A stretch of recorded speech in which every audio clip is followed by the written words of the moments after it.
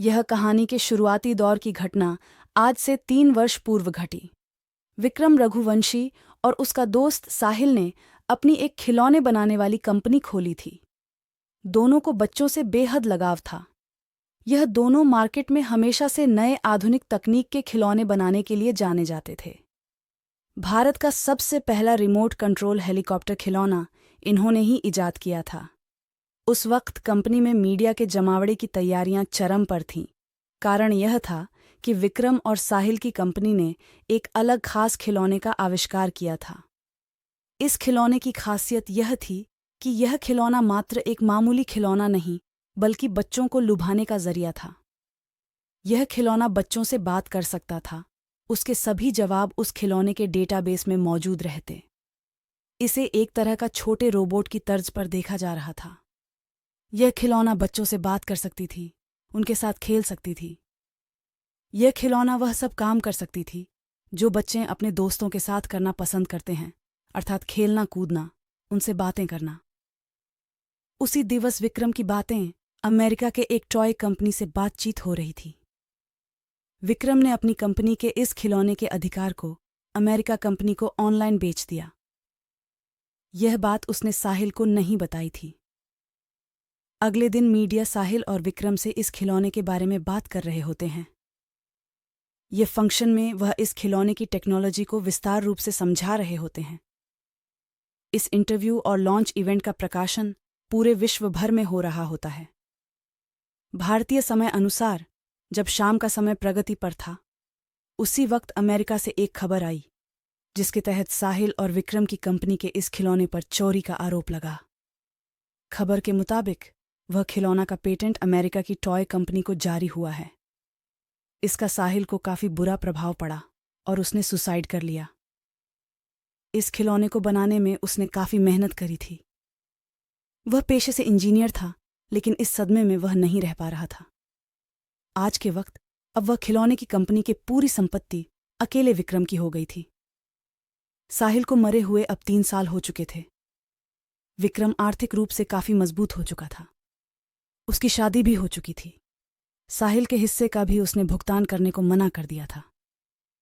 एक दिन जब वह रात के 9 बजे अपने ऑफिस से घर की ओर निकल रहा था, तो उसे अपनी रॉयल्टी के कागज ढूंढने थे ताकि वह उन कागजात को अपने पास संभाल सके।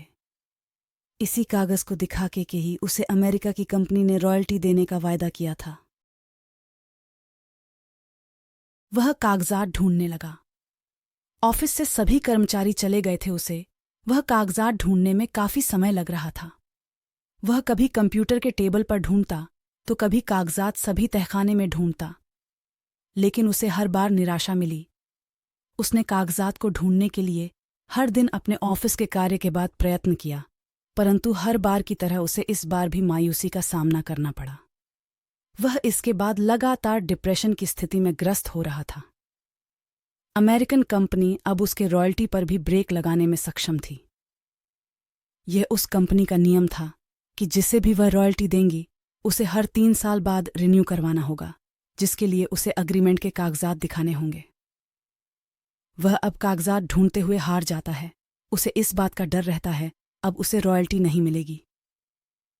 उसकी कंपनी में बनने वाले खिलौने भी इतने नहीं बिक पाते थे कि अपने घर खर्च को संभाल सके।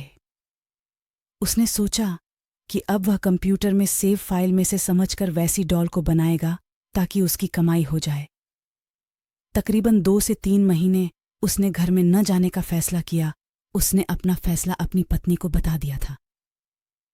इन 3 महीने में उसे अमेरिकी कंपनी से मैसेज आ गया था कि वह उसे अब रॉयल्टी नहीं दे पाएंगे। यह फैसला उसके लिए हैरान कर देने वाला नहीं था, क्योंकि इस निर्णय से वह पहले से ही वाकिफ था। अपनी कड़ी मेहनत के बाद उसे अपने कार्य पर सफलता मिली। उसने वह खिलौना बना दिया। खिलौने में आधुनिक वक्त के मुताबिक कुछ नए तकनीक का भी इस्तेमाल किया गया था। अपने परीक्षण में सफल होने के बाद विक्रम बेहद खुश था। इतने महीने के मेहनत के बाद विक्रम अपने घर जा रहा था। उसका बच्चा भी उसके इंतजार में राह देख रहा था। विक्रम अपने घर की ओर निकलते हुए विक्रम ने खुद से बनाया हुआ खिलौना अपने बच्चे के लिए ले जाना मुनासिब समझा। विक्रम ने सोचा कि अब उसकी जिंदगी बदल जाएगी वह फिर से खुशी भरा जीवन व्यतीत करने लग जाएगा। लेकिन उसे क्या मालूम था कि यह खिलौना उसका वर्तमान एक बुरे लम्हे का आगाज होगा। जैसे ही वह गाड़ी में उस खिलौने को लेकर बैठा, उसके साथ अजीब घटना घटित होने लगी।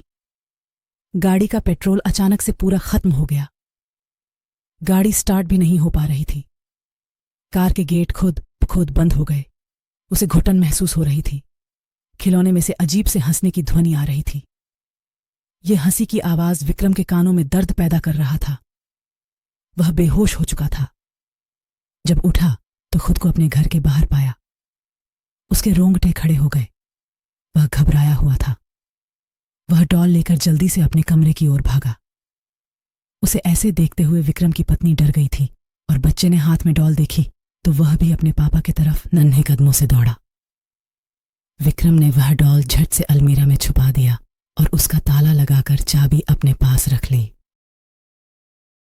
उसने यह सब होने के बाद तुरंत कंपनी के मैनेजर को फोन किया और उस खिलौने को बनाने से रोकने को कहा।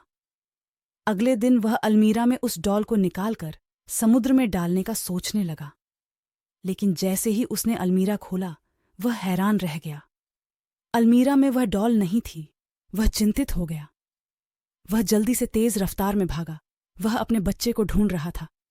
उसे जो डर था वही हुआ। उसका बच्चा उसी डॉल के साथ खेल रहा था। विक्रम अपने बच्चे से डॉल खींच कर ले गया।